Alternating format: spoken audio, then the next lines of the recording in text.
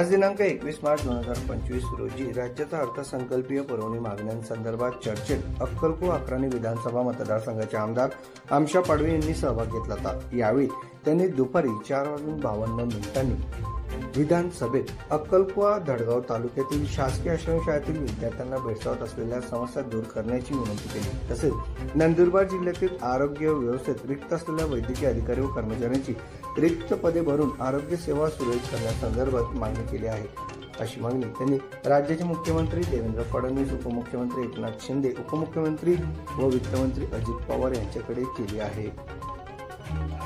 आदिवासी विकासच्या बारामध्ये बोलण्यासाठी मी उभा आहे। अध्यक्ष महोदय, या आदिवासी विभागामध्ये किंवा आदिवासींचे विषय मांडताना 2017 मध्ये 12,500 जे आदिवासी बोगस आदिवासींना खाली करून आदिवासींना भरती करायला पाहिजे म्हणून आदेश केला होता।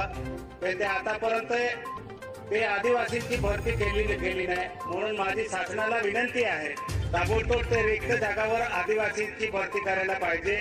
दुसरं, शासकीय आश्रम शाळामध्ये धडगाव अक्कलकुवाचे जे विषय केला तर जेव्हा आदिवासींचे मुले शिकायला पाहिजे असं शासनाला वाटत असेल तर माझी शासनाला विनंती आहे, धडगाव अक्कलकुवा तालुक्यामध्ये दोन मतदारसंघामध्ये 350 शिक्षक रिक्त आहे, मग आदिवासींचे मुले कसं शिकणार?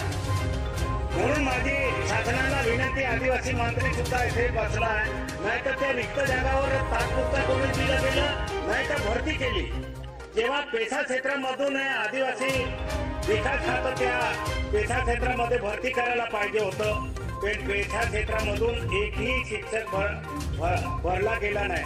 म्हणून माझी आदिवासी विकास मंत्रीला विनंती आहे तर ते भरती ताबडतोब करायला पाहिजे।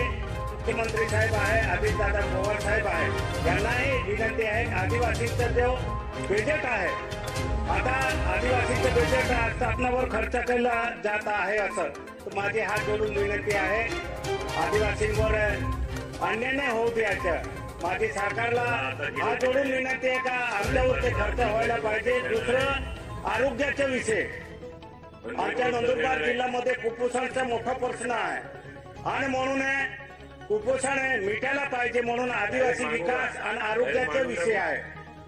पिंपळखुटा जसं अतिदुर्गम भागामध्ये आहे ते उपकेंद्र जे तालुका रुग्णालय मंजूर व्हायला पाहिजे आणि जे डॉक्टर आहे लोकबोगळे 50% पद नंदुरबार जिल्ह्यामध्ये डॉक्टरचे पद रिक्त आहे, ताबडतोब ते पदे भरावे एवढंच बोलतो। माझे 2 शब्द समाप्त करतो। जय हिंद, जय महाराष्ट्र।